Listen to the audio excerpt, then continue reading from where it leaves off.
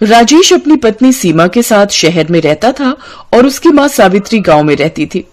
सावित्री ने अपने बेटे राजेश को बहुत संघर्षों से पाला था। जब राजेश पढ़ लिख गया तो वो शहर में ही नौकरी करने लगा और वहीं उसकी शादी सीमा से हो गई।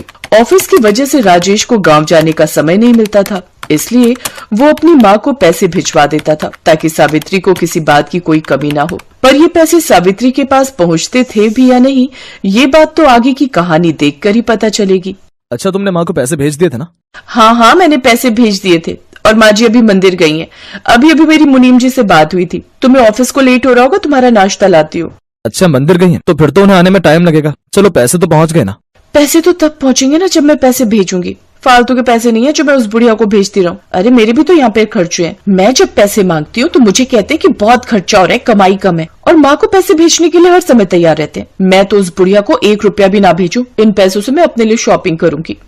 राजेश को लगता था कि उसकी माँ गाँव में बहुत खुश है, उसे कोई तकलीफ नहीं है, पर बेचारी सावित्री बहुत दुखी थी। एक तो बिल्कुल अकेली, ऊपर से पैसों की तंगी। सावित्री को सुनाई भी कम देता था। फोन पर जब भी राजेश बात करता तो सावित्री ज्यादा सुन नहीं पाती थी। एक माँ होने के नाते सावित्री बस अपने बच्चे को दुआएं ही देती रहती थी। माँ, मैंने तुम्हें पैसे भिजवाए थे, मिल गए क्या? जीते रहो बेटा। हाँ, मैं ठीक हूँ, मिलने आना, मैं तुम्हारे लिए खीर बनाऊंगी। माँ को शायद सुनाई नहीं दे रहा। सोच रहा हूँ माँ को कान की मशीन बनवा दूं। वैसे पैसे मिल ही गए होंगे, वरना मुनीम जी भी बता देते। अच्छा, मैं रखता हूँ।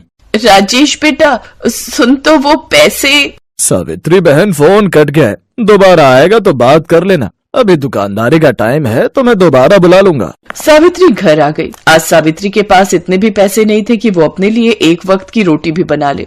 जब तबीयत हद में खराब हो गई तो सावित्री ने राजेश के पास शहर जाने के बारे में सोचा। इधर सावित्री शहर की बस में बैठ गई, उधर सीमा अपनी शादी की सालगिरह की पार्टी अरेंज कर रही थी। राजेश, होटल तो बुक हो गया, पर तुमने मुझे एनिवर्सरी पर पहनने के लिए ड्रेस नहीं दिलवाई। आज ऑफिस से जल्दी आ जाना, फिर हम शाम को शॉपिंग के लिए चलेंगे। तुम भी कुछ खरीद लेना। ठीक है, मैं जल्दी आ जाऊंगा। अच्छा, मैं सोच रहा था माँ को भी शहर बुला लेते। कल हमारी शादी की सालगिरह पर वो भी हमें आशीर्वाद दे देती और कुछ दिन हमारे पास रह भी लेती। आज मुनीम जी को बोल दूंगा कि माँ से बात करा देंगे। तुम्हारे लिए सरप्राइज है, मैंने माँ को पहले ही बुला लिया है। वो कल सुबह की बस से आ रही है। क्या तुमने माँ को फोन भी कर दिया? सचमुच तुम बहुत अच्छी हो सीमा। तुम माँ का कितना ख्याल रखती हो, उन्हें टाइम पर पैसे भी भेजती हो और उनका हालचाल भी पूछती रहती हो। Thank you so much. मैं तो ऑफिस के काम में इतना ध्यान ही नहीं दे पाता, पर मुझे खुशी है कि तुम एक बहुत अच्छी बहू होने का फर्ज तक निभा रही हो। अच्छा, मैं ऑफिस जा रहा हूँ, शाम को जल्दी आ जाऊंगा। फिर शॉपिंग पर चलेंगे और माँ के लिए भी एक अच्छी साड़ी खरीद लेंगे। राजेश ऑफिस चला गया। इधर कुछ घंटों बाद सावित्री अपने बेटे के घर पहुंची। सावित्री को देखकर सीमा परेशान हो गई। ये मुसीबत कहाँ से आ गई? मेरा तो सारी एनिवर्सरी की पार्टी का मजा ही किरकिरा हो जाएगा।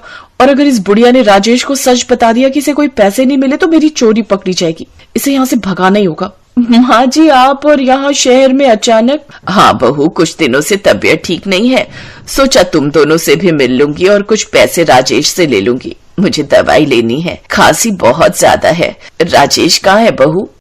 माँ जी, वो तो कुछ दिनों के लिए ऑफिस के काम से बाहर गए, 3-4 दिन में लौटेंगे और मुझे भी अपनी सहेलियों के साथ 2 दिन के लिए बाहर जाना है, तो अभी तो मैं आपको यहाँ रुकने के लिए नहीं कह सकती। और पैसे तो मेरे पास बिल्कुल भी नहीं रहते, वरना मैं आपको दे ही देती। सॉरी, मैं आपकी कोई मदद नहीं कर सकती। अच्छा, मुझे लेट हो रहा है, आपको यहाँ रुकना है या मैं घर लॉक कर दूं? बहू, 1 गिलास पानी तो पिला दो। वो आज हमारे घर पानी नहीं आया, पानी बिल्कुल भी नहीं है। सामने पानी की टंकी लगी है ना सड़क पर, आप वहां से पी लो, मुझे ताला लगाने में देर हो रही है। सावित्री थकी हारी बस में बैठकर अपने बेटे बहू से मिलने आई थी।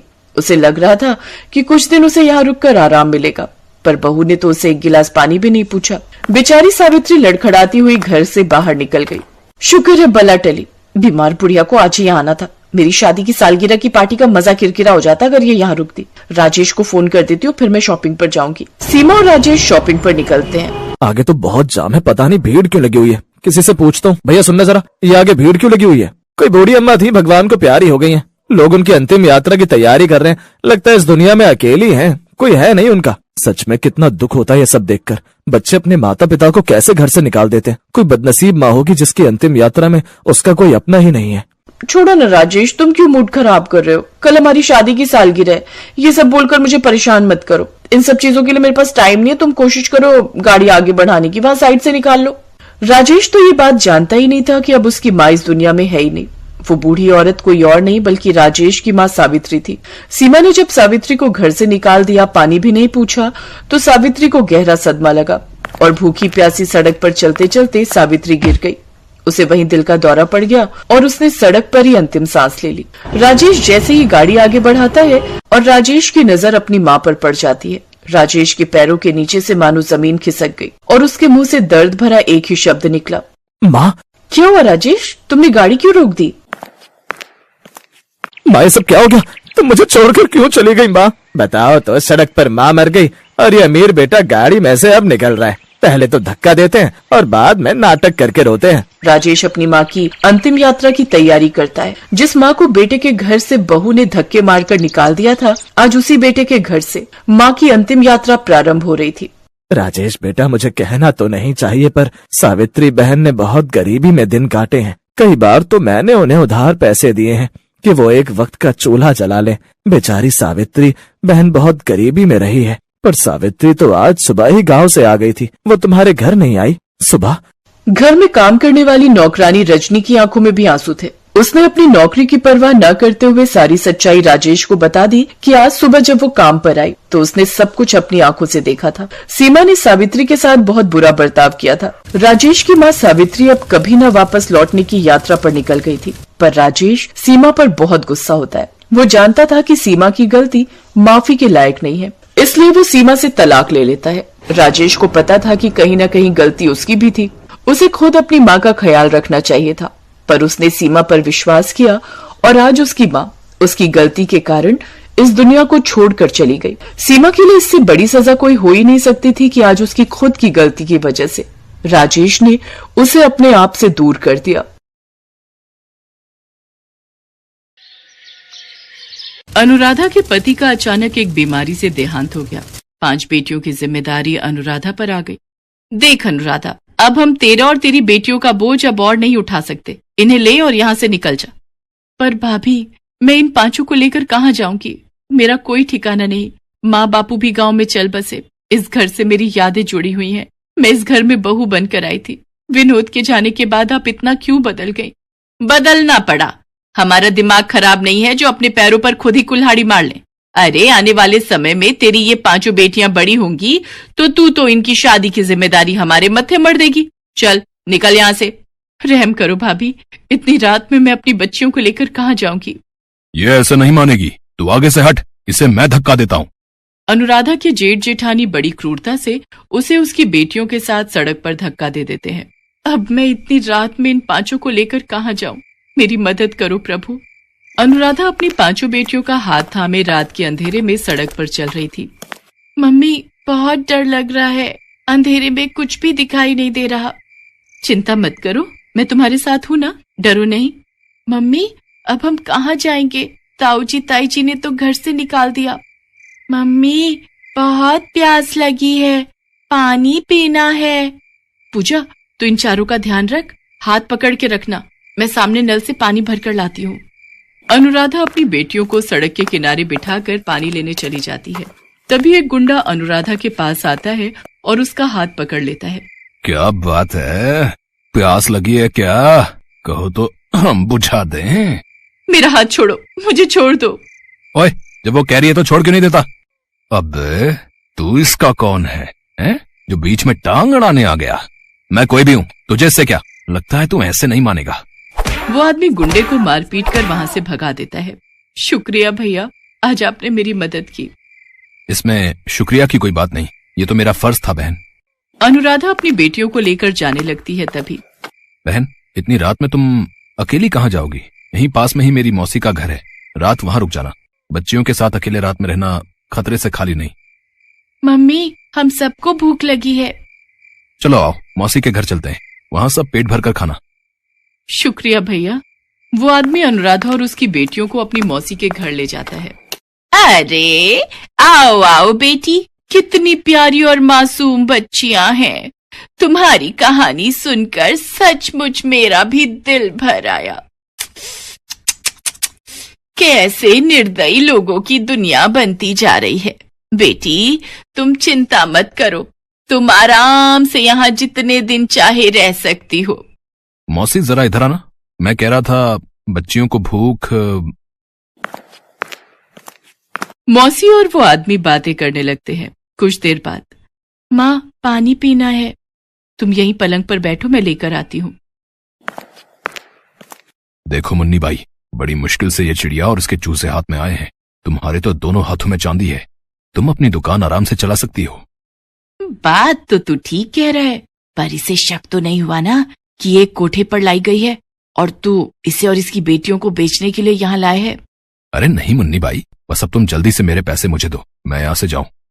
हाँ, ये आदमी मुझे यहाँ बेचने लाए है। नहीं, मुझे यहाँ से भागना होगा।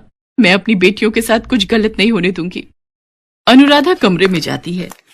चलो बच्चों, हम यहाँ नहीं रुकेंगे, वो दरवाजा खुला है, एक एक करके तुम सब वहां से बाहर जाओ, आराम से, वो अंकल देख ना पाए। अनुराधा अपनी बेटियों के साथ चुपके से भागती है। तभी उस व्यक्ति की नजर उन पर पड़ जाती है और वो उन्हें पकड़ने के लिए दौड़ता है। मुन्नी भाई, हमें इन्हें पकड़ना होगा। हे ईश्वर, मेरी मदद करो, मदद करो प्रभु, भागो मेरी बच्चियों, और तेज, हमें इनके हाथ नहीं आना। तभी अनुराधा देखती है सामने हनुमान मंदिर है और वहां घंटियों की आवाज आ रही है। चलो बच्चों, जल्दी से हनुमान मंदिर में चलते हैं, वहां हमें कोई कुछ नहीं कहेगा। अब हम लोग इन्हें नहीं पकड़ सकते, ये हनुमान मंदिर में चली गई है। किसी ने हमें वहां देख लिया तो पुजारी और सब लोग हमें पुलिस को पकड़वा देंगे। कैसी किस्मत खराब है, इस सौदा भी हाथ से चला गया है। चलो वापस चलते हैं। हे बजरंगबली, आज आपने मेरी और मेरी बेटियों की जान बचाई, आप धन्य है प्रभु। बजरंग बली तो शरण में आए हर भक्त की मदद करते हैं, यहाँ तुम्हें डरने की कोई जरूरत नहीं है। पर बेटी, तुम इतनी घबराई हुई क्यों हो? अनुराधा पुजारी जी को अपनी सारी दुख भरी कहानी बताती है। बेटी, तुम चाहो तो इसी हनुमान मंदिर में रहकर प्रभु की सेवा करो, यहाँ तुम्हें किसी प्रकार का कोई डर नहीं। पुजारी जी की बात सुनकर अनुराधा को थोड़ी तसल्ली होती है। उस दिन से अनुराधा अपनी पांचों बेटियों के साथ हनुमान मंदिर में ही रहने लगी। अनुराधा और उसकी पांचों बेटियां हनुमान मंदिर की सेवा करती थी। वहां की साफ सफाई, देखभाल, ये सब अनुराधा ही संभालती थी।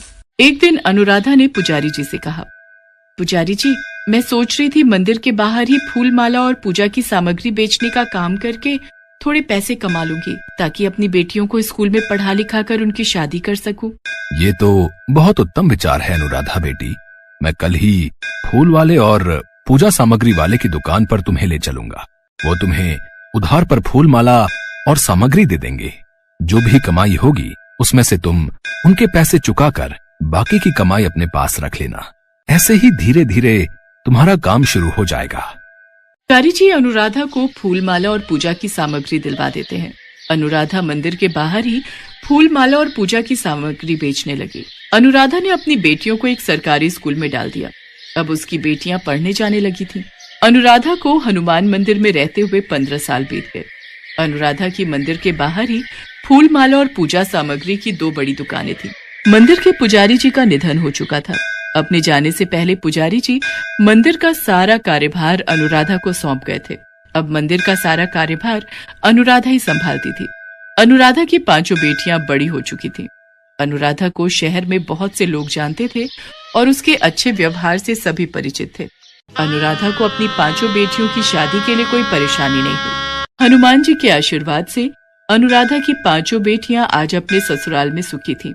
कहते हैं ना, जिसका कोई नहीं होता उसकी रक्षा करने वाले स्वयं भगवान होते हैं।